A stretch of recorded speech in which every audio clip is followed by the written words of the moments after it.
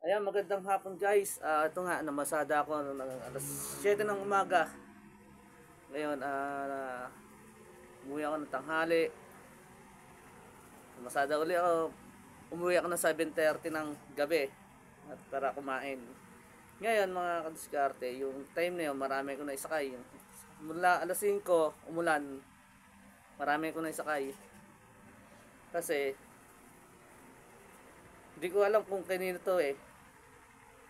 Sigurado yung tao na yun naging malungkot. Pero sasaya rin siya pag nakilala niya ako. Pag nakilala niya yung sinakyan niya. Kasi meron siyang bagay na nawala. Nababalik sa kanya. Katulad ng cellphone kong napulot. iPhone yun. Sinoli ko.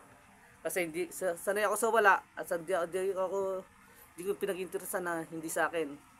Ito yung napulot ko. Hindi ko alam kung kanino kasi marami ko napulot na pasahero. Marami ko na isakay. Basa pa yung wallet niya.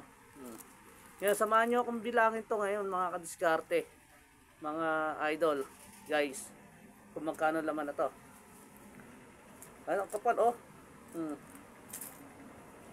Ito yung para alam niyo yan, para yan. Bilangan natin. 1.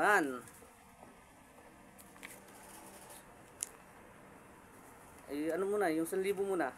1 2 3 4 5 6 6-1 mga guys, 6-1 yung yung buo pera, yung papel 6-1. Meron tayong bibilangin pang mga coins dito. Yan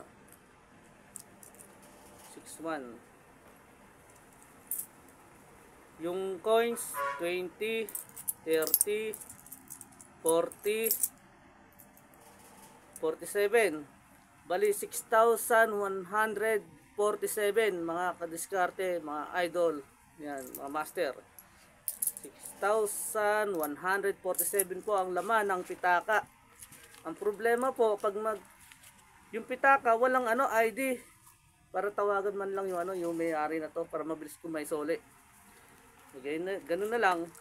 Pag may nag-claim, syempre, susuli natin kasi sanay ako sa wala at hindi ko kayang gastusin ang hindi akin. Yan, lalo hindi ko pinaghirapan. Lalo, kahit na marami kong utang. Kaya, kahit na pangangailangan talaga pera. Hindi ko kaya. Di sumasagi sa isip yun, yung gastusin yung di sa akin. Yan. Abangan nyo na lang. Sana nakilala nyo ako. Sana na yung tricycle ko. Paswerte kayo. Ako nasakyan nyo. Ako rin nakapulot na to. Yan.